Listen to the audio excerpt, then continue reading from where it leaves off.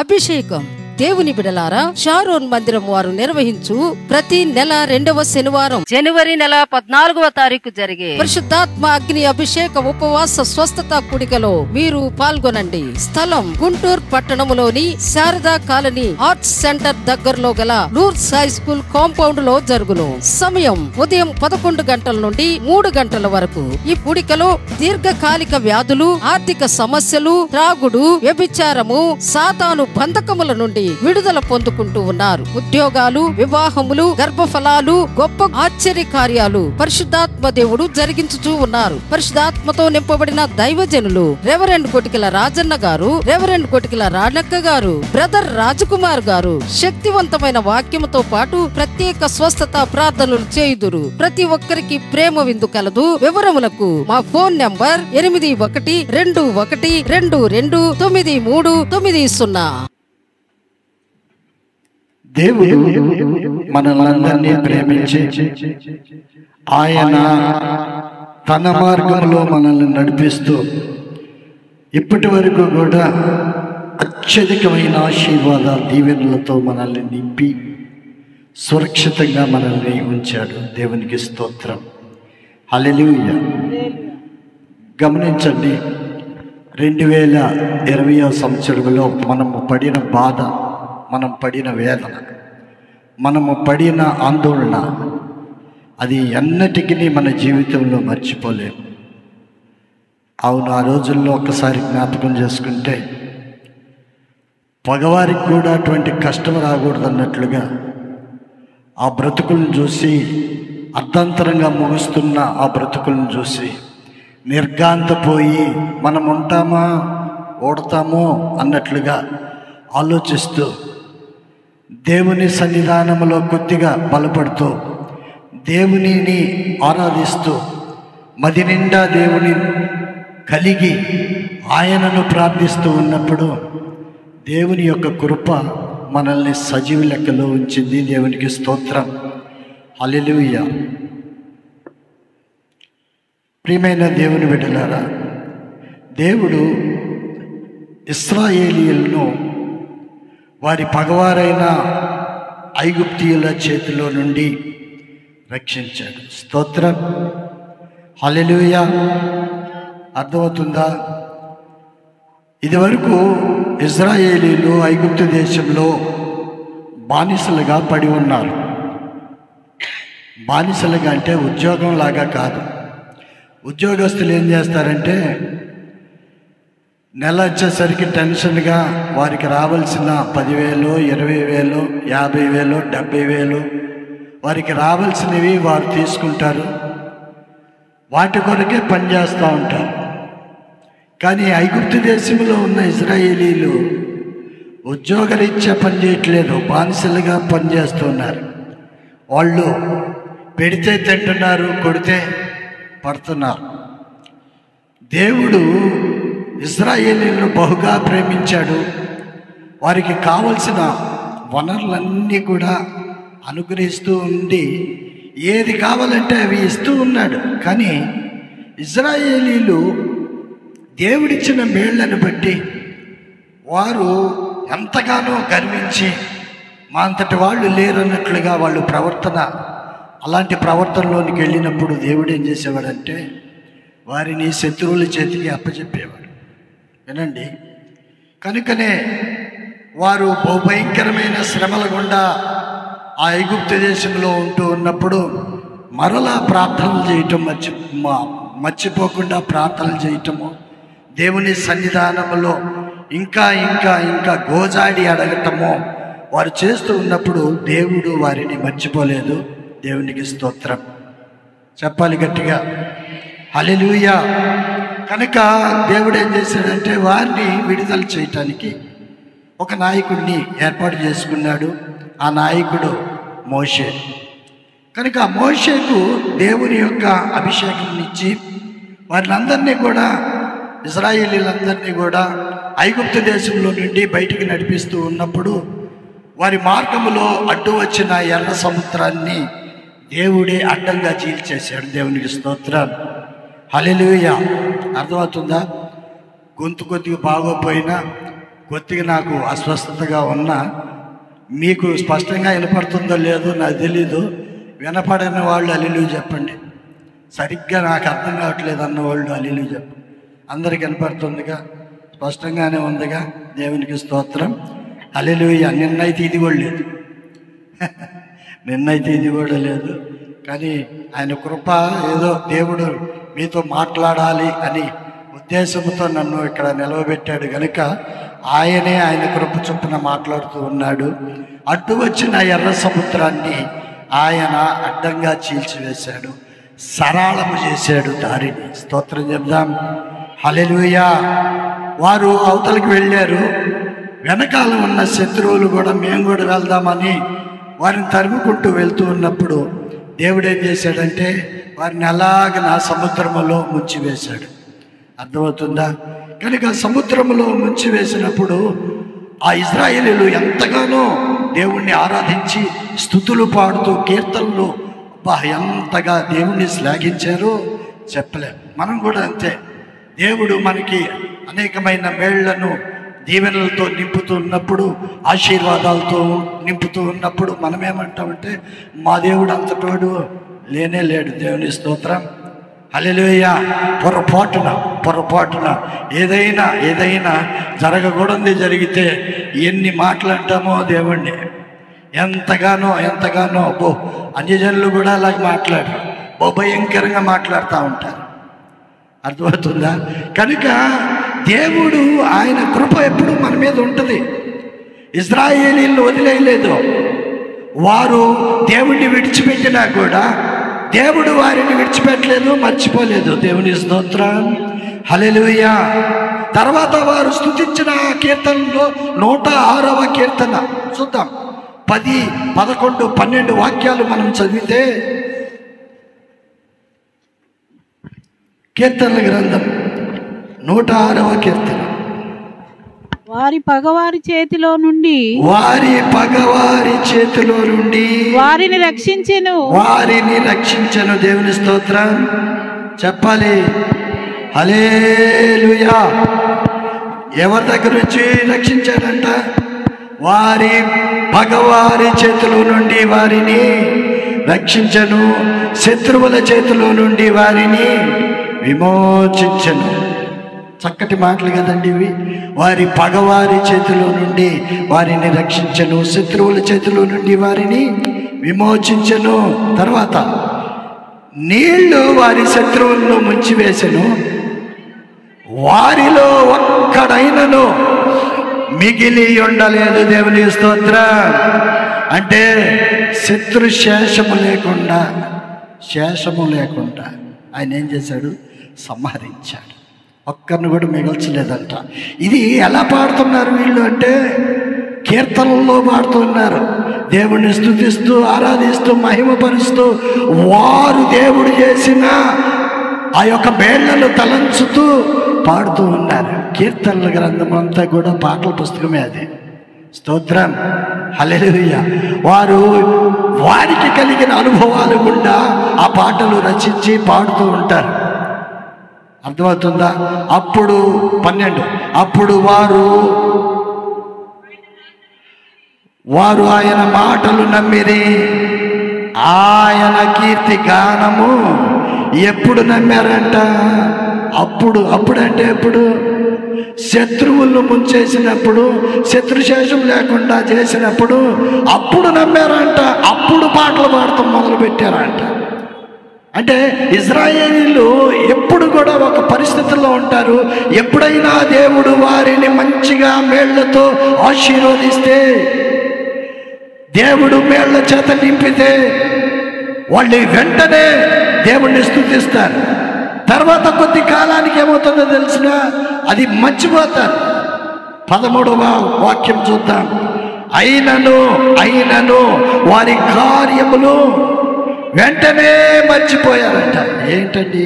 11వ వచనములో 12వ వచనములో దేవుణ్ణి స్తుతించిన వారు ఇప్పుడు ఏమంటున్నారు? అయినను వారు ఆయన కార్యములను వెంటనే ఎంతో టైం పట్ల 12వ వాక్యంలోనేమో స్తుతించారు, 13వ వాక్యంలోనేమో మర్చిపోయారు. ఆయన ఆలోచన కొరకు కొనక పోయిరి అనే మాట ఉంటుంది. అంటే ప్రతి విషయంలో దేవుణ్ణి అడిగే ఇశ్రాయేలీలు తర్వాత ఏమైందంటే దేవుణ్ణి ప్రార్థన చేయటం మర్చిపోయారు, దేవుణ్ణి స్తుతించటం మర్చిపోయారు. మేళ్లతో దేవుడు వారిని ఆశీర్వదిస్తూ ఉన్నప్పుడు వారు ఇంకా ఎక్కువగా ఘనపరచవలసిన ఇశ్రాయేలీలు దేవుణ్ణి మర్చిపోయే స్థితిలోనికి వెళ్ళిపోయారు. అప్పుడు దేవుడు ఏం చేస్తాడు తెలుసిన? ఒక్కటి కొడతాడు. దేవుడు చేసేదంతే. ఇదిగో ఇంత ఎత్తులో వారిని పెడితేనేమో దేవుణ్ణి ఈ ఎత్తులో స్తుతిస్తూ ఉంటారు. ఇంత మర్చిపోతారు, ఇంకా డౌన్ అయిపోతారు. మర్చిపోవటం కాదు, దేవుడు చేసిన మేళ్లను ఉపకారములను దేనిని మరవద్దు. దేవునికి స్తోత్రం, హల్లెలూయా. ఆయన చేసిన ఉపకారములలో దేనిని, నా ప్రాణమా యెహోవాను సన్నుతించు, నా అంతరంగములో ఉన్న సమస్తమా ఆయన చేసిన ఉపకారములలో దేనిని మరవద్దు అని దేవుని వాక్యములో దావీదు చెబుతున్న మాటలు ఇవి. ఎప్పుడూ మర్చిపోకూడదు.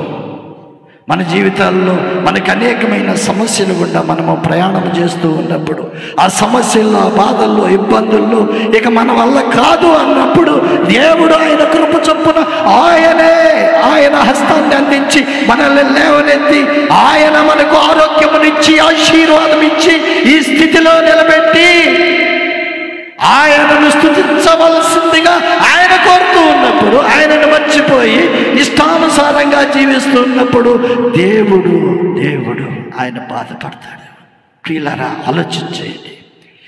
ఇదివరకు మన స్థితిని తెలుసు, మన స్థితిగతులు తెలుసు, మన పాత జీవితము మనకు తెలుసు. అప్పుడు మనం ఏ స్థితిలో ఉన్నామో తెలుసు.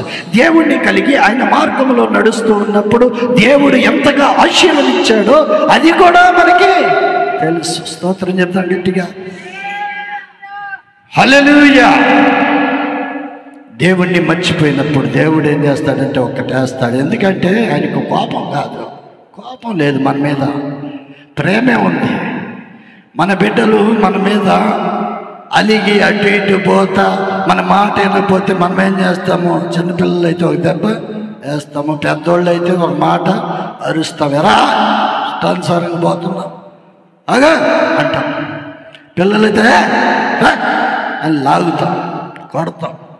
ఎందుకు? వాళ్ళంటే కోపం అని కాదు, వారు త్రోవ తప్పి తిరుగుతున్నప్పుడు వారిని త్రోవలో పెట్టడానికి ఏం చేస్తాడంటే మనము గద్దిస్తున్నట్టుగానే ఆయన గద్దిస్తాడు, శిక్షిస్తాడు. ఒక్కొక్కసారి అవసరమైతే ఇశ్రాయేలీయులను కూడా అప్పుడప్పుడు దేవుడు ఏం చేసేవాడంటే గద్దించేవాడు, శిక్షించేవాడు. వినండి, అంటే ఇశ్రాయేలీయులు వారి జీవితాల్లో దేవుడు చేసిన మేళ్లను సదా తలంచవలసిన వారు, ఎప్పుడూ వారి నిరంతరము వారి హృదయంలో ఉంచుకోవలసిన వారు, కృతజ్ఞత లేని వారి వలె వారు వారి జీవితాల్లో దేవుడి నుండి పక్కకి వెళ్తూ ఉన్నప్పుడు దేవుడు చాలా చాలా చాలా చాలా బాధపడుతూ ఉంటాడు. రోమీయులకు రాసిన పత్రిక 1:22 ఒక మాట వ్రాయబడి ఉంటుంది.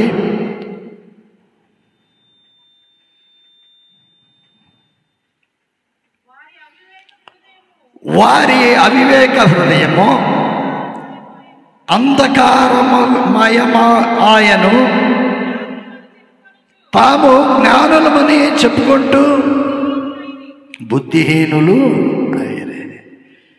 రోమీయులకు రాసిన మాటల్లో ఆ మాటల్లో కృతజ్ఞత లేని వారి హృదయాలు అంధకారమేనంట. అంటే చీకటితో నిండింది అని అర్థం. చీకటి జీవితాలతో ఉండాల్సిన పని లేకుండా వెలుగును మనకి దేవుడు ప్రకాశంగా ఇచ్చాడు. దేవునికి స్తోత్రం. అంటే మనము ఇదివరకు చీకటి జీవితమే, ఆ చీకటి జీవితాన్ని తీసివేసి వెలుగునిచ్చాడు కదా.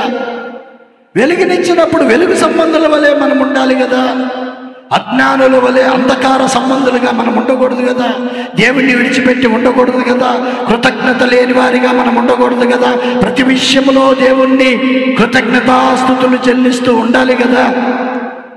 ఉండాలా వద్దా? ఈ రోజున కృతజ్ఞత ప్రార్థన ఇది. ఈ రోజున కృతజ్ఞత ప్రార్థన కూడిక, థ్యాంక్స్ గివింగ్ ప్రేయర్ మీటింగ్. ఏంటంట? Thanks giving prayer meeting. అంటే ఎందుకు కృతజ్ఞత కలిగి ఉండాలంటే ఈ సంవత్సరము మొదలు నుండి సంవత్సర అంతము వరకు ఆయన కృప చొప్పున మనల్ని సదా ఆశీర్వదిస్తూ దీవిస్తూ మేళ్లతో నింపుతూ ఉన్నాడు గనుక మనము ఆయనకు కృతజ్ఞతలు చెల్లించవలసిన వారమై ఉన్నాము గనుక ఇంటి దగ్గర పడుకోకుండా మందిరానికి వచ్చి దేవుణ్ణి స్తుతిస్తూ దేవుణ్ణి మహిమపరుస్తూ ఉన్నాం. దేవునికి స్తోత్రం, హల్లెలూయా. అనేక మంది ఈ తరుణాన్ని ఉపయోగించుకోకుండా ఇంటి దగ్గరే ఉంటారు. కృతజ్ఞత లేని వారు అంటారు. వారిని ఏమంటారు? కృతజ్ఞత లేని వారు మందిరములో ప్రవేశింపరు. కృతజ్ఞత స్తుతులు చెల్లిస్తూ ఆయన మందిరములో ప్రవేశించండి కదా. ఉందా వాక్యం ఉందా? కృతజ్ఞత స్తుతులు. ఎందుకంటే ఆయనే లేకపోతే మన జీవితాలు ఉండనే ఉండవు.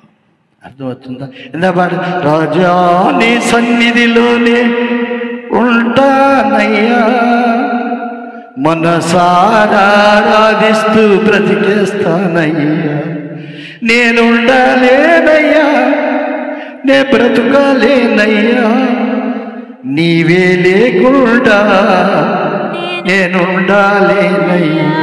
స్తోత్రం, హల్లెలూయా. అంటే ఆయన లేకపోతే మనం లేవు అని అర్థం. నీ సన్నిధిలో నిరంతరము నేను ఉండాలి అనే ఆశ మనకుండాలి అనేది దేవుని యొక్క ఆశ. ఏమిటట? ఆయన సన్నిధిలో మనం ఉండాలనే ఆశ దేవునికి కలిగిన ఆశ అంట. అంటే దేవుణ్ణి నిత్యము స్తుతించే బిడ్డలుగా మనం ఉండాలి. రేపటి రోజున ఒక 60-70 సంవత్సరాల తర్వాత మన జీవితాలు ముగించిన తర్వాత, ఈ లోకమును విడిచిన తర్వాత, ఈ దేహాన్ని విడిచిన తర్వాత మన ఆత్మ ఆయన సన్నిధానంలోనికి వెళ్ళి నిరంతరము చేసే పని ఏమిటో తెలుసిన? దేవుణ్ణి స్తుతించటమే, దేవుణ్ణి ఘనపరచటమే, దేవుణ్ణి మహిమపరచడానికి వేరే పనులు లేవు. వండుకోటాలు లేవు, తింటాలు లేవు, ఏమి లేవు. అక్కడ ఏమి ఉండదు. మీరు అనుకుంటున్నారేమో 7 ఏళ్ళు పరిశుద్ధులకు విందవుతుంది, ఎంత తిందామన్నట్టుగా. 7 ఏళ్ళు లోకం మీదకి శ్రమ రాబోతు, మనమేమో తింటా ఉంటాము, ఇక్కడేమో శ్రమ వస్తుంది. అది అట్లా ఉండదు. భోజనాలు ఉండవు అక్కడ. భోజనం చేసావా వచ్చావు అనుకున్నా అందునాలక్క అని అవి లేవు, అవి ఉండవు. భోజనాలు గిజనాలు ఏముండవు. దేవుణ్ణి స్తుతించి దేవుణ్ణి మహిమపరిచే బిడ్డలుగా మనం అక్కడ ఉండాలి కనుక ఇక్కడ నేర్చుకోవాలి. ఇక్కడే మనకి చికాకు కలిగి ఉంటే అక్కడికి వెళ్ళి ఏం చేస్తాం? అక్కడ కూడా చికాకు పడతామా? ఈడ్చి అవతలేస్తాడు ఎక్కడికి?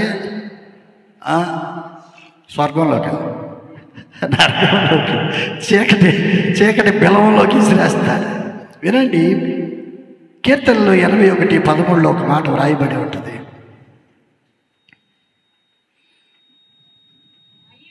అయ్యో నా ప్రజలు నా మాట వినిన ఎడల,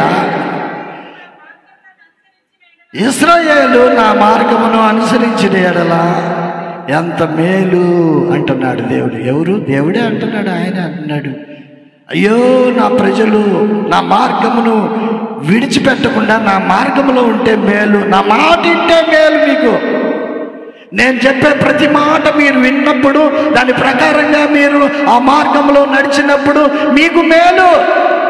లేకపోతే ఆయన బాధపడుతూ ఉంటాడు. అయ్యో ఇన్ని శ్రమలు అనుభవిస్తున్నా కూడా కొంతమంది ఏం చేస్తారో తెలిసిన? దేవుణ్ణి మాత్రం పొరపాటును కూడా ప్రార్థన చేయరు. ఎంతైనా శ్రమ రాని, శోధన రాని, ఇబ్బంది రాని, ఏదైనా రాని, వారి జీవితాల్లో దేవుణ్ణి స్తుతిద్దాము, ప్రార్థన చేద్దాం. ఎందువల్ల వచ్చిందో ఈ శ్రమ, ఈ యొక్క ఏమిటంటారు దాన్ని, ఇబ్బందులు, ఈ రోగము, ఈ శోధన, ఇదంతా ఎందువల్ల వచ్చిందో దేవుణ్ణి స్తుతిస్తే పోలా అనే మాట రానే రాదు. పైగా దేవుడు నాకు అన్యాయం చేశాడు అంటూ ఉంటారు కొంతమంది. దేవుడు నీకు అన్యాయం చేస్తాడు. నువ్వు అంతా ఆఫ్టర్లో ఆయన అన్యాయం చేయటం మొదలు పెడితే నువ్వు ఉండవు. ఇక ఏది పెట్టినా దరిద్రమే. అర్థమవుతుందా? ఎందులో ఏలు పెట్టినా అదంతే కాలిపోవటం, బూడిదైపోవటమే. అన్యాయం చేసే దేవుడు కాదు. ఇశ్రాయేలీయులు దేవుని మాట వినకపోయినందున వారి హృదయాలు కఠినమైనట్లుగా, మాట వినిన ఎడల ఎంతో మేలు కలుగుతుంది అన్నట్లుగా దేవుడు మాట్లాడుతూ ఉన్నాడు. వినండి, మనం ఆయన మాట వినాలి. ఆయన యొక్క మాట వింటే మనము అనేక శోధనల నుండి, ఇబ్బందుల నుండి బయటికి రావడానికి వీలుంటుంది. ఆయన మాట వినాలి. ఇప్పటి వరకు కూడా దేవుడు ఎన్నో మేళ్ళు మనకి చేశాడు. అంటే నువ్వు పెద్ద భక్తురాలు అని కాదు, భక్తుడు అని కాదు, నువ్వేదో పెద్ద కాదు. ఆయన కృప నిన్నేం చేస్తుందంటే వెంబడించి నీకు కావలసినవన్నీ కూడా అనుగ్రహిస్తూ ఉంది. దేవునికి స్తోత్రం, హల్లెలూయా.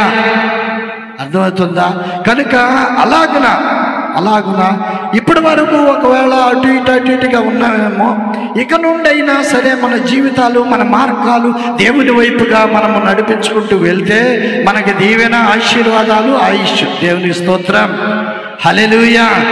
అదే కదా, నీ మందిరములో ఒక దినము గడుపుట 1000 దినముల ఆశీర్వాదం. అంటే 1000 దినముల ఆయుష్ నీకు ఇస్తాను. ఆ ఆయుష్ కూడా గొప్ప ఆశీర్వాదాలతో నింపి ఇస్తాను. దేవునికి స్తోత్రం, హల్లెలూయా. అర్థమవుతుందా?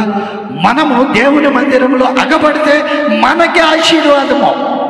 ఈరోజు నుండి మనము దేవుని మందిరాన్ని ఏదో వచ్చామా వెళ్ళామా అన్నట్టుగా కాదు, భక్తితో రావాలి. ఇక్కడికి వచ్చేటప్పుడు మనం ఆయన గుమ్మంలో అలాగ ప్రవేశిస్తున్నప్పుడే భక్తి, భయము నింపుకున్న వారమై ఆయన గుమ్మంలోనికి మనము ప్రవేశించాలి.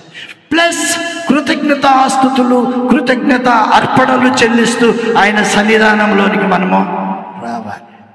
కృతజ్ఞతాస్తుతులు. ఇప్పటి వరకు సజీవ లెక్కలో ఉంచిన నా దేవునికి స్తోత్రాలు చెల్లించాలి, థ్యాంక్స్ చెప్పాలి. కనీసం థ్యాంక్స్ చెప్పాలి కదా. దేవుడు మనకి ఆయుష్నిచ్చినప్పుడు థ్యాంక్స్ చెప్పాలి కదా. ఎవరైనా ఒక పెన్ను గిఫ్ట్గా ఇస్తే ఏం చెప్తాం మనము? పెన్నుకి ఏం చెప్తాం? థ్యాంక్స్ అన్నా. నచ్చిందన్నా పెన్ను. మరి నీకు ఆయుష్నిచ్చాడు, ఐశ్వర్యాన్ని ఇచ్చాడు, నీవు కోరుకున్నవన్నీ ఇస్తూ ఉంటాడు. ఉన్నప్పుడు నీవు ఆయనకు కృతజ్ఞతలు చెప్పాలా వద్దా? థ్యాంక్స్ చెప్పాలా వద్దా? తీసుకుని ఇట్లా వెళ్ళిపోతున్నాం అనుకో, ఆయనకి ఎంత కోపం వచ్చింది. మన దగ్గరికి మనము అని ఆడికి 100 రూపాయలు ఇస్తే తీసుకుని వెళ్ళిపోతాడు. ఇట్లా అంట, మళ్ళీ పిలిచి ఏంట్రా థ్యాంక్స్ చెప్పవేంద్రా, థ్యాంక్స్ చెబుతామా వద్దన్నట్టుగా. ఆడికంటే తెలియదు, మనకెందుకు తెలీదు? దేవుడు జ్ఞానం ఇచ్చాడు కదా. ఈ సంవత్సరం అంతా చూడండి, బాగా ఆలోచన చేయండి. మనకు ఎన్నో శోధనలు వచ్చినాయి ఈ సంవత్సరం మొదటి నుంచి ఇప్పటి వరకు కూడా. ఈ సాయంత్రం, ఈ రాత్రి కాలం వరకు ఎన్నో శ్రమల గుండా మనము ప్రయాణం చేశాం. అదే కదా, నేను వెళ్ళే మార్గము నా యేసుకే తెలియును, శోధించబడిన మీదట నేను సువర్ణమై మారెదను. హల్లెలూయా, హల్లెలూయా, హల్లెలూయా, ఆమేన్, ఆమేన్. అర్థమవుతుందా? దేవుని మందిరములకు వచ్చేటప్పుడు మనము కృతజ్ఞతాస్తుతులు చెల్లించి వారిగా రావాలి. ఆయన చేసిన ఉపకారముల్లో దేనిని మరవకూడదు. కీర్తనల గ్రంథము 65వ కీర్తన 4వ వాక్యంలో ఒక మాట వ్రాయబడి ఉంటుంది. త్వరగా,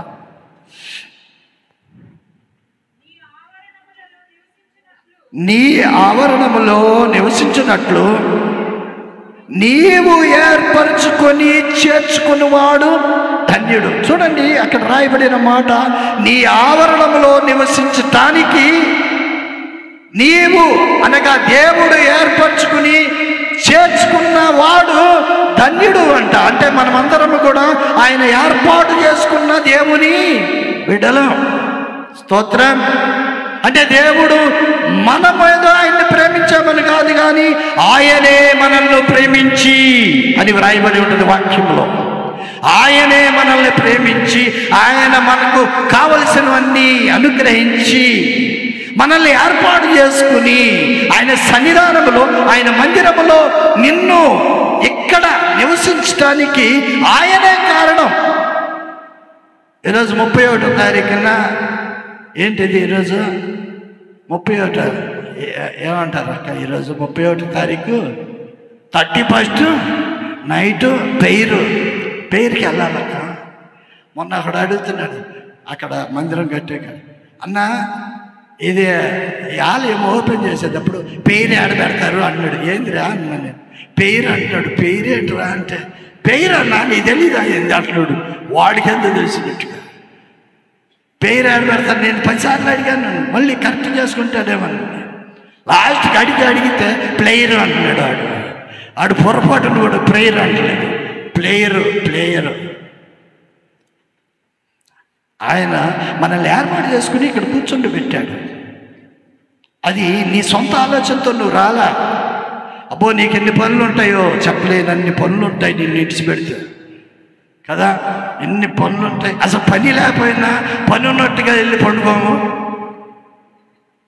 ఏమంటే పని ఉన్నట్టుగా అయినా పండుకుంటాం కదా వెళ్ళి. మళ్ళీ తెల్లారు లేకపోవాలి, డ్యూటీకి వెళ్ళాలి కదా. దానికోసమైనా పని చేసుకోవాలి, పడుకోవాలి కదా. మరి ఎందుకు వచ్చావు అంటే, పరిశుద్ధాత్మ దేవుడు నిన్ను ప్రేరేపించి ఆయన సన్నిధానంలో నీవు ఉండాలని ఆయన ఆశపడ్డాడు. దేవునికి స్తోత్రం, హల్లెలూయా. నిన్ను దేవుడు ఏర్పరచుకుని ఆయన సన్నిధానంలో కూర్చుండి పెట్టాడు. ఇది నీ వల్లగా అయింది పని కాదు, ఆయన చిత్త ప్రకారంగా ఆయన నిన్ను ఏర్పాటు చేసుకున్నాడు. దేవునికి స్తోత్రం. కనుక నీవు ధన్యురాలివి, నీవు ఆశీర్వదింపబడిన దానివి, నీవు ధన్యుడవు. దేవుడు ఏర్పాటు చేసుకున్నాడు కనుక నీవు ధన్యుడవు.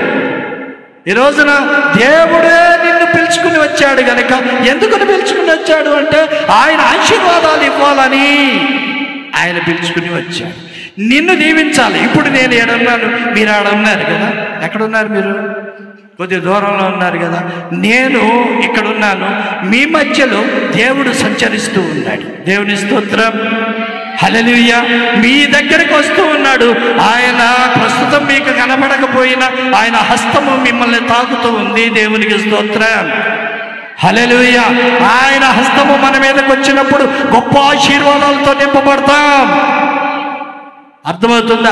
ఆయన మనల్ని ప్రేమించి ఆయన ఇక్కడ ఎందుకు నిలబెట్టాడు, ఎందుకు కూర్చుండబెట్టాడు అంటే ఆయన నిన్ను గొప్పగా ఆశీర్వదించాలి అని, మునుపటి కంటే ఎక్కువగా నిన్ను ఆశీర్వదించాలి, మునుపటి కంటే అధికమైన మీ మేలుతో నిన్ను నింపాలి, నీకు కలగజేయాలి.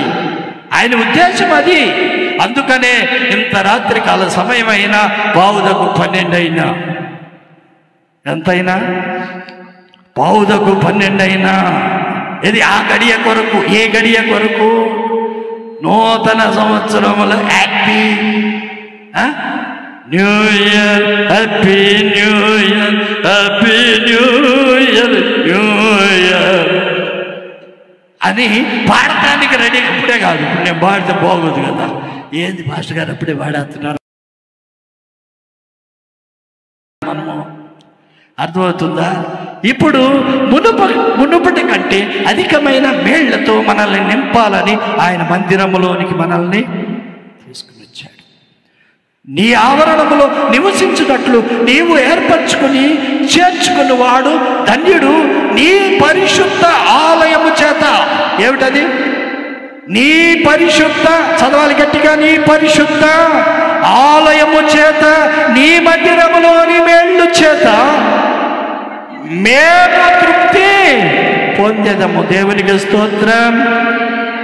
ఆయన ఆవరణములో, ఆయన పరిశుద్ధ ఆలయములో, ఆయన మందిరములోని మేళ్ల చేత మేము తృప్తి పొందెదము. ఇప్పుడు మందిరములో ఏముంటాయి చెప్పాలి? మేళ్ళు. దేవుని స్తోత్రం. మేళ్లతో నింపబడాలి అని, ఆయన ఆశీర్వాదాలతో నింపబడాలి అని ఆయన యొక్క మందిరములో మనము కూర్చున్నాము. ఈ రోజున ఆయన ఆలయములో ఒక్క దినము గడుపుట 1000 దినముల కంటే శ్రేష్టము. దేవుని మందిరములో దేవునితో నడిచే అనేక మంది భక్తుల యొక్క సాక్ష్యాలు ఇక్కడ చెప్పబడతాయి. పరిశుద్ధ గ్రంథములు అనేక మంది భక్తులు వారు వెళ్ళిన త్రోవ, వాళ్ళు ఎలాగైతే దేవుని మార్గంలో వెళ్ళారో, ఎలాంటి దీవెనలు అయితే పొందుకున్నారో, ఎలాంటి ఆశీర్వాదాలతో వాళ్ళు నింపబడ్డారో, ఆ మందిరములో ఆయా భక్తుల యొక్క సాక్ష్యాలు ఇక్కడ నుండి చెప్పబడతాయి. దేవునికి స్తోత్రం. ఆ సాక్ష్యాలు మీరు వింటూ ఉన్నప్పుడు ఆయనకి చేసిన దేవుడు నాకు కూడా చేస్తాడు చేయడా. మోషేకు తోడై ఉన్న దేవుడు నీకు కూడా తోడై ఉంటాడు. స్తోత్రం. అర్థమవుతుందా? అబ్రహాముకు తోడై ఉన్న దేవుడు, అబ్రహామును నడిపించిన దేవుడు నిన్ను కూడా నడిపిస్తాడు. అబ్రహామును ఆశీర్వదించిన దేవుడు నిన్ను కూడా ఆశీర్వదిస్తాడు. దేవునికి స్తోత్రం. హల్లెలూయా. ఆ విధానములో మనం నడవడానికి ఆయా భక్తుల యొక్క చరిత్రలో మనము తెలుసుకుంటూ ఉన్నప్పుడు వారి ఎలాగైతే మేళ్లతో నింపబడ్డారో అలాంటి మేళ్లతో మనము కూడా నింపబడతామనే సదుద్దేశముతో మనం ఇక్కడ కూర్చున్నాం. దేవునికి స్తోత్రం. హల్లెలూయా. అనేక మంది యొక్క భక్తుల యొక్క సాక్ష్యాలు అవన్నీ కూడా బైబిల్ గ్రంథంలో ఉన్నాయి. అవి కాకుండా ఇక్కడికి అనేక మంది వస్తూ వారి యొక్క సాక్ష్యాలు చెప్తా ఉంటారా? వాళ్ళు సాక్ష్యాలు చెప్తూ ఉన్నప్పుడు నిజమే కదా, ఈమెకు ఆ రోగము నుండి విడుదల చేశాడు, ఆయా పరిస్థితుల నుండి విడుదల చేశాడు, ఆ శోధల నుండి విడుదల చేశాడు, ఆ ఇబ్బందుల్లో నుండి విడుదల చేశాడు, గొప్ప మేళ్లతో నింపుతూ ఉన్నాడు, నన్ను కూడా నింపుతాడు. స్తోత్రం. హల్లెలూయా. దేవునికి అసాధ్యమైంది ఏదీ లేదు. ఆయనకి సమస్తము సాధ్యమే. ఆయన నిన్న నేడు రేపు కూడా ఒకే రీతిగా ఉన్న దేవుడు. ఆయన నిన్న శక్తివంతుడు, ఈరోజు బలహీనుడు కాదు. ఆయన నిన్న అయితే బలవంతుడు, ఈరోజు ఆయన అదే బలము కలిగిన వాడు, రేపు కూడా అదే బలముతో ఉన్నవాడు. ఆయన సర్వశక్తిమంతుడు. దేవునికి స్తోత్రం. హల్లెలూయా. యెషయా గ్రంథంలో 2:3 ఒక మాట వ్రాయబడి ఉంటుంది.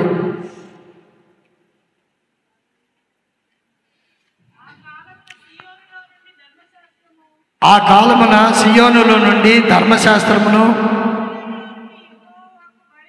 యెరూషలేములో నుండి యెహోవా వాక్కు బయలు వెళ్ళెను. జనములు గుంపులుగా వచ్చి యాకోబు దేవుని మందిరమునకు, యెహోవా పర్వతమునకు మనము వెళ్ళుదము రండి, ఆయన మార్గముల విషయమై మనకు బోధించును. స్తోత్రం. హల్లెలూయా. ఆ మందిరములో ఏముంటాయంట? ఆయన మార్గములు బోధింపబడుతూ ఉంటాయి. మనము నడవలసిన త్రోవ ఏమిటో ఆయన మనకి తెలియజేస్తూ ఉంటాడు. మనము మనుషులము కనుక అనేక సార్లు త్రోవ తప్పి తిరుగుతూ ఉన్నప్పుడు ఆయన గద్దిస్తాడు. నువ్వు చేస్తుంది తప్పు అంటాడు. ఖచ్చితంగా చెబుతాడు. చెబుదామా వద్దా అన్నట్టు చెప్పడు. దేవునితో మాటలు కాదు, ఆయన చెప్పాలనుకుంటే ఖచ్చితంగా చెబుతాడు. మనమైనా అమ్మో ఏమన్నా అనుకుంటారేమో అని అనుకుంటాం, కానీ దేవుడు అనుకోడు. ఆయన నీవు చేస్తున్నది తప్పు అన్నప్పుడు అలాగనే గద్దిస్తాడు. హల్లెలూయా. ఆ కాలమున సియోనులో నుండి ధర్మశాస్త్రము, యెరూషలేములో నుండి యెహోవా వాక్కు బయలు వెళ్ళెను. జనములు గుంపులుగా వచ్చి యాకోబు దేవుని మందిరమునకు, యెహోవా పర్వతమునకు మనము వెళ్ళుదుము రండి, ఆయన తన మార్గముల విషయమై మనకు బోధించను, మనము ఆయన త్రోవల్లో నడుతుము అని చెప్పుకుంటారు. ఎందుకు వస్తున్నాం మందిరానికి అంటే ఆయన మార్గములో, ఆయన త్రోవలో నడవటానికి, ఆయన సన్నిధానంలోనికి వస్తున్నాం. మనకేం పని పాటలేక కాదు. మనము ఇంకా అజ్ఞానుల వలె ఉన్నప్పుడు దేవుడు ఆయన జ్ఞానము చొప్పున ఆయన చిత్తములో మనల్ని ఏర్పాటు చేసుకుని ఆయన జ్ఞానాన్ని మనకు బోధపరచడానికి, ఆయన మార్గములో మనము నడవటానికి ఆయన కృపనిచ్చి ఇదిగో నిన్ను తీసుకుని వచ్చి ఇక్కడికి కూర్చుండి పెట్టాడంటే దానికి ఒక కారణం ఉంది. ఎందుకు అంటే ఆయన మార్గాలు నీవు వినాలి, ఆయన బోధలు వినాలి. నీవు ఒకవేళ సరిలేని స్థితిలో నీవుంటే సరిదిద్దుకుంటావు. అందుకని యెహోవా వాక్యము ఖడ్గము వంటిది. ఆయన వాక్యం ఎలాంటిది? అట్లా నరికేస్తుంది. అది రెండంచులు కలిగిన ఖడ్గం. అది అటు మిమ్మల్ని నరికింది, ఇటు నన్ను కూడా నరికింది. అర్థమవుతుందా? మనము చేయవలసిన పనులు ఏమిటో, దేవుని మార్గంలో ఉన్న బిడ్డలు చేయవలసిన కార్యముల గురించి దేవుడు బోధిస్తాడు, మనుషులు కాదు. ఏనండి, కనుక ఆ బోధలు వినటానికి, ఆ బోధలు వింటూ ఉన్నప్పుడు మన ప్రవర్తన మార్చుకోవటానికి మనము మందిరంలోనికి రావాలి. సాక్ష్యాలు వినేటందుకు రావాలి. సాక్ష్యాలు చాలామంది చెప్తూ ఉంటారు కదా. అభిషేకం కొడుకులో ఒక ఆమె ఉంది, ఆమెకు కిడ్నీ ప్రాబ్లము, ఆమెకు దేవుడు పుట్టాడు అన్నప్పుడు ఆ సాక్ష్యం విని అనేక మంది ఏం చేశారు? దేవుడు ఎంతటి వ్యాధినైనా, ఎంతటి రోగమునైనా స్వస్థపరచగలిగిన దేవుడు కదా. ఇప్పుడు నా జలుబు చేసింది, జలుబు పెద్ద రోగమా? అది జలుబు పెద్ద రోగమా? కాదు. అంటే అవతల పడిపోతే మళ్ళీ ఇట్ట కావాలంటే మళ్ళీ తెచ్చుకోవచ్చు కాదా? అమృతాంజన్ జండు బామ్ చిన్న చిన్న జలుబు చేసి ప్రార్థన చేయండి అన్న. చిన్న చిన్న విషయాలుగా గొప్ప గొప్ప కార్యాలు నీవు దేవుని దగ్గర నుంచి సాధించుకోవాలి. దేవుని స్తోత్రం, హల్లెలూయా. అది ఎంతటి వ్యాధి అయినా, ఎంతటి రోగమైనా ఆయనకు అసాధ్యమైనది ఏది? స్తోత్రం చేద్దాం, హల్లెలూయా. తర్వాత దేవుడు మనకిచ్చే ఈ బ్రతుకునకు దేవునికి మనం ఎంతో కొంత ఇవ్వాలి. మనకు దేవుడు బ్రతుకునిచ్చాడు. సమర్పణ చేయుము ప్రభువునకు నీ దేహము, ధనము, సమయమును. ఏం చేయాలంట? సమర్పణ చేయుము ప్రభువునకు. మీరే పాడండి. నీ దేహము, ధనము, సమయమును. అంతేనా? దేహము, ధనము, సమయము. దేవుని కొరకు నీవు ఖర్చు పెట్టాలి. నీకు ఇచ్చింది నీ ఒక్కదాని వెతికి నీ బొగ్గు అని అంటానికి కాదు. బాగా తినేసాను ఆయితీ కాదు, ఎందుకు ఆయితీ కాదు? ఎందుకంటే కడుపు నిండా ఇక లేదు. ఆడ గ్యాప్ లేకుండా తింటావు. 12ంటికి ఫోన్ చేస్తావు, అన్నా బాగోట్లేదన్నా అంటే ఎట్టగా. అయినా ఆయన కృప చొప్పున ఏం చేస్తాడంటే, ఆయన మనం తిన్న ఆహారం ఎంత తిన్నా గ్రైండింగ్లో బాగా పిండి చేసి ఆ ఆహారాన్ని రక్తంగా మార్చారు. మిక్సీ పని చేయలేదనుకోండి, మిక్సీ తెలుసుగా మీకు, అది పని చేయకపోతే ఏం చేస్తాము? దాన్ని ఏం చేస్తాం? రిపేర్కి ఇస్తాం, లేకపోతే అవతల పడేసి కొత్త మిక్సీ కొనుక్కుంటాం. ఈ మిక్సీ పని చేయకపోతే చేసేది ఏముంటుంది చెప్పండి? ఇది లోపల ఉంటుంది, మిక్సీ ఒకటి మిగుతారా చెప్పండి? మరి అట్టంతే. అది కాదులే కానీ ఈ దేవుడు అది సరిగ్గా మంచిది పెట్టలేదు, నేను మంచిది పెట్టుకుంటాను, మిక్సీ మింగేమనుకో ఏమవుతుంది? తెల్లారి గట్ట తీసుకెళ్తానికి వస్తారు కదా, అవునా కాదా? కనుక అది కాదు. దేవుడు ఏం చేశాడంటే, నీవు ఏది తిన్నా నీకు ఆహారం అరిగించడానికి శక్తినిచ్చేది దేవుడే. స్తోత్రం, హల్లెలూయా. అర్థమవుతుందా? నువ్వు తిన్న ఆహారాన్ని ఆయన ఏం చేస్తాడంటే రక్తంగా మారుస్తాడు, నీకు శక్తిని ఇస్తాడు, నీకు బలాన్ని ఇస్తాడు. అవునా కాదు? అవును. ఇవన్నీ ఆయన మనకి చేస్తున్నప్పుడు ఈ శరీరాన్ని దేవుని కొరకు ఉపయోగపరచాలి అంటే ఎంత నిష్ఠూరపడతామో. నేను ఒక్కదాన్ని తెలియాలా? కుర్చీలు నేను ఒక్కదాన్ని వేయాలా? నేను ఒక్కదాన్ని చూడవాలి? పెద్ద మందిరాల్లో కలెక్టర్స్, పెద్ద జాబ్ హోల్డర్స్ వాళ్ళు జస్ట్ అవన్నీ కూడా పక్కన పెట్టేసి పాత బట్టలు వేసుకుని మొత్తం శుభ్రం చేసి మళ్ళీ వాళ్ళ కారులో వాళ్ళు వెళ్ళిపోతారు. నాకు ఆశ్చర్యం వేస్తూ ఉంటుంది. ఒక ఆయన హడావిడిగా వచ్చాడు, ఆమె తుడుస్తూ ఉంది. వచ్చి విజిటింగ్ కార్డు ఇచ్చి, అమ్మా నువ్వు దేవుడి పని బాగా చేస్తున్నావు, తర్వాత ఇదిగో నన్ను గలువు, నేను మంచి జాబ్లో నిన్ను అంటే ఆమె విజిటింగ్ కార్డు ఇచ్చి తీసి చూపెట్టింది. అంతే నడుచుకున్నాడు. అంత అమ్మో, అర్థమవుతుందా?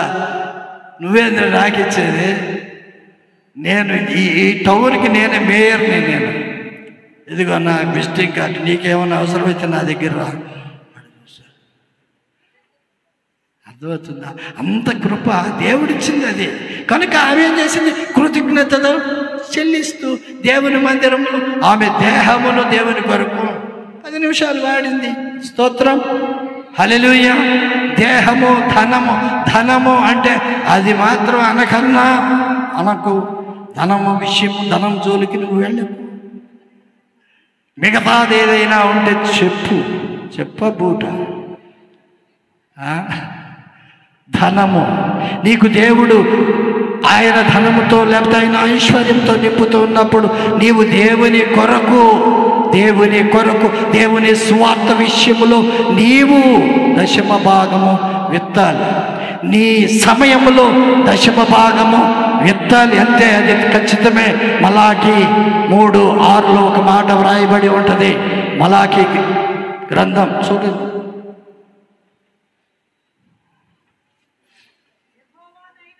యెహోవానైన నేను మార్పు లేని వాడను కనుక యాకోబు సంతతి వారైన మీరు లయము కాలేదు. మీ పితరుల నాటి నుండి మీరు నా కట్టడలను గైకొనక వాటిని త్రోసివేసితిరి. అయితే మీరు నా తట్టు తిరిగిన ఎడల నేను మీ తట్టు తిరుగుదును. దేవుని స్తోత్రం. మీరు ఆయన తట్టు తిరిగితే నేను మీ తట్టు తిరుగుతాను అంటున్నాడు. అప్పుడు వాళ్ళకి డౌట్ వచ్చి వాళ్ళు అడుగుతున్నారు, చూద్దాం. అయితే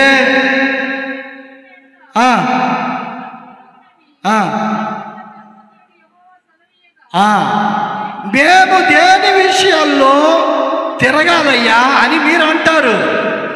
మానవుడు దేవుని యొద్ద దొంగిలినా? అయితే మీరు నా యొద్ద దొంగిలితిరి. దేని విషయంలో మేము నీ యొద్ద దొంగిలితమని మీరందరూ 10వ భాగమును ప్రతిష్ఠిత అర్పణను ఇయ్యక దొంగిలించితిరి. దొంగతనం చేస్తాం మనం, దేవుని దగ్గర దొంగతనం చేస్తాం. అంతటోళ్ళమా?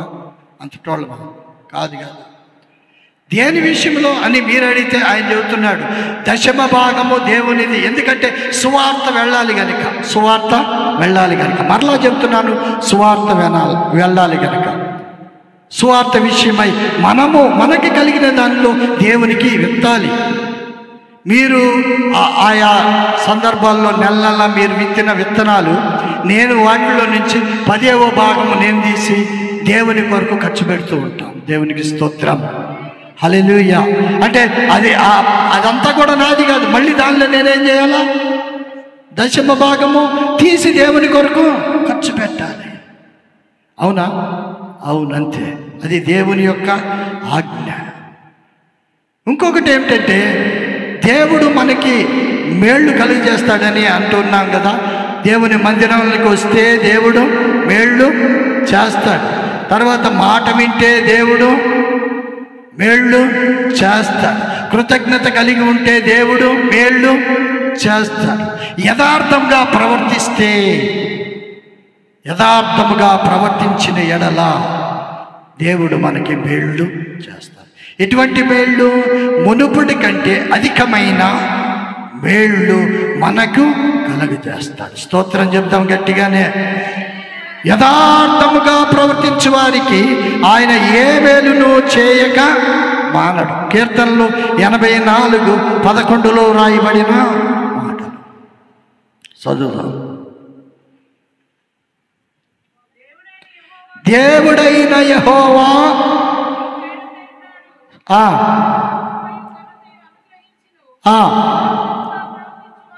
యథార్థముగా ప్రవర్తించు వారికి ఆయన ఏ మేలును చేయక మానడు. యథార్థంగా ప్రవర్తిస్తే ఏ మేలును కూడా చేయకుండా ఉండడు అనేది దాని అర్థం. ఓసారి హిజ్కియా రాజు మరణకరమైన వ్యాధితో ఉన్నప్పుడు అతడు ఒక ప్రార్థన చేశాడు. ఏమిటో తెలిసిన, అతడు గోడ వైపుగా తిరిగి ఆయన చేసిన ప్రార్థన ఏమిటంటే, యథార్థ హృదయుడనై నీ సన్నిధానములో నేనెట్లు నడుచుకుంటున్నానో జ్ఞాపకం చేసుకోయ్యా, అది చాలు అన్నాడు. స్తోత్రం, హల్లెలూయా. యథార్థవంతుడిగా నేనెట్లా నీ సన్నిధానంలో నడుచుకున్నాను అది ప్లీజ్ ఒక్కసారి నన్ను జ్ఞాపకం చేసుకో అన్నాడు. అంటే ఎవరితో మాట్లాడుతున్నాడు? దేవుడితో మాట్లాడుతాడు. దేవుడు తెలుసా ఆయన యథార్థవంతుడో కాదు? తెలుసు. స్తోత్రం. దేవుడు నిన్ను నన్ను ఎరిగినవాడు, మన జీవితాలను ఎరిగినవాడు, మన బ్రతుకులను ఎరిగినవాడు. మనం యథార్థతతో ఉంటే మునుపటి కంటే అధికమైన మేళ్లతో మనల్ని దేవుడు ఆశీర్వదిస్తాడు. దేవుడు ఈ మాటలు దీవించి ఆశీర్వదించును గాక. చెప్పాలి, గట్టిగా చెప్పాలి. ఆమేన్. ఎలా ఎలా ఎలా అన్నారు? ఏమేమి చెప్పారు? నాకు గుర్తులేదు, చెప్పండి. ఫస్ట్ చెప్పండి. మీరు ఎలా ఉంటే దేవుని యొక్క ఆశీర్వాదాలు పొందుకుంటారు? మునుపటి కంటే అధికమైన ఆశీర్వాదాలు పొందుకోవాలని ఆశ కలిగిన ఉన్నవారులారా, దేవుని నామంలో మీ అందరికీ వందనాలు. ఎలా ఉంటే దేవుడు మిమ్మల్ని ఆశీర్వదిస్తాడు? ఒకటి, కృతజ్ఞత కలిగి ఉన్న ఎడల, అంటే ఆయన చేసిన ఉపకారములలో దేన్ని మరవకుండా నిత్యము జ్ఞాపకం చేసుకుంటూ ఉంటే దేవుడు ఏం చేస్తాడంటే మనల్ని అత్యధికంగా ఆశీర్వదిస్తాడు. కృతజ్ఞత లేని వారిని ఆయన ఆశీర్వదించడు. యా దేవుడు పాడు అని అంటా ఉంటారు కొంతమంది. పాడు దేవుడా? నువ్వు పాడుదానివి, నువ్వు చేయాల్సినవి చేయకుండా దేవుడి మీద చెప్తా ఉంటావు. అనేకమైన వ్యాపకాలతో నీవు నిండి దేవుణ్ణి పక్కన పెట్టేసి నువ్వు తిరుగుతూ ఏదైనా అర్థంతరంగా నీ మీదకి వచ్చినప్పుడు నీవెంత ఏం దేవుడు అని అన్నప్పుడు దేవుడికి ఇంకా కోపం కాదు. కృతజ్ఞతలు కలిగి ఉండాలి. ఈ 2020 సంవత్సరంలో నుండి 2022 సంవత్సరం వరకు, అనగా ఈ రోజు వరకు ఆయన మనల్ని ఆశీర్వదించుకుంటూ అనేకమైన వ్యాధులు బాధల్లో నుండి ఆయన మనల్ని స్వస్థపరుస్తూ ఈ జీవమును ఇచ్చిన దేవుణ్ణి కృతజ్ఞతాస్తుతులు చెల్లిస్తూ దేవుని మందిరములో మనం ఎలాగుండాలి? కృతజ్ఞత కలిగిన వారిగా ఉండాలి. కృతజ్ఞత కలిగి ఉన్న ఎడల ఆయన ఆశీర్వాదాలు ఉంటాయి. మాట వింటే ఆశీర్వాదాలు ఉంటాయి. తర్వాత దేవుని మందిరానికి వస్తే ఆశీర్వాదాలు ఉంటాయి. యథార్థంగా ఉంటే ఆశీర్వాదాలు ఉంటాయి. యథార్థంగా ఉండాలి ఎప్పుడు కూడా. నీవు పైకి ఇతరులకు ఎలా కనపడుతున్నావో నీవు నీ వాళ్ళు లేనప్పుడు కూడా అదే యథార్థత కలిగి ఉండాలి. నీవు బయట ఉన్నా, మార్కెట్లో ఉన్నా, ఎక్కడున్నా దేవుని మందిరములో నువ్వు ఎట్టుంటున్నావో అట్టనే ఉండాలి. దేవుని స్తోత్రం, హల్లెలూయా. యథార్థ హృదయముతో ఉన్న వారిని దేవుడు ఆశీర్వదిస్తాడు. దేవుడు తన ఎడల యథార్థ హృదయము గల వారిని బలపరచునని, యథార్థవంతుల కొరకే ఆయన వెదుకుచున్నాడని 2వ దినవృత్తాంతాలు 16:9 మనం చూస్తాం. దేవుడు ఈ మాటలు దీవించి ఆశీర్వదించును గాక. చెప్పాలి గట్టిగా, అంటలేదు. ఆమేన్, ఆమేన్, ఆమేన్. అభిషేకం. దేవుని బిడలారా, షారోన్ మందిరం వారు నిర్వహించు ప్రతి నెల 2వ శనివారం జనవరి నెల 14వ తారీఖు జరిగే పరిశుద్ధాత్మ అగ్ని అభిషేక ఉపవాస స్వస్థత కూడికలో మీరు పాల్గొనండి. స్థలం గుంటూరు పట్టణములోని శారదా కాలనీ ఆర్ట్స్ సెంటర్ దగ్గరలో గల నూర్స్ హై స్కూల్ కాంపౌండ్ లో జరుగును. సమయం ఉదయం 11 గంటల నుండి 3 గంటల వరకు. ఈ కూడికలో దీర్ఘకాలిక వ్యాధులు, ఆర్థిక సమస్యలు, త్రాగుడు, వ్యభిచారము, సాతాను బంధకముల నుండి విడుదల పొందుకుంటూ ఉన్నారు. ఉద్యోగాలు, వివాహములు, గర్భఫలాలు, గొప్ప ఆశ్చర్య కార్యాలు పరిశుద్ధాత్మ దేవుడు జరిగించుచూ ఉన్నారు. పరిశుద్ధాత్మతో నింపబడిన దైవజనులు రెవరెండ్ కొటికల రాజన్న గారు, రెవరెండ్ కొటికల రాణక్క గారు, బ్రదర్ రాజకుమార్ గారు శక్తివంతమైన వాక్యముతో పాటు ప్రత్యేక స్వస్థత ప్రార్థనలు చేయుదురు. ప్రతి ఒక్కరికి ప్రేమ విందు కలదు. వివరములకు మా ఫోన్ నంబర్ 8121222390.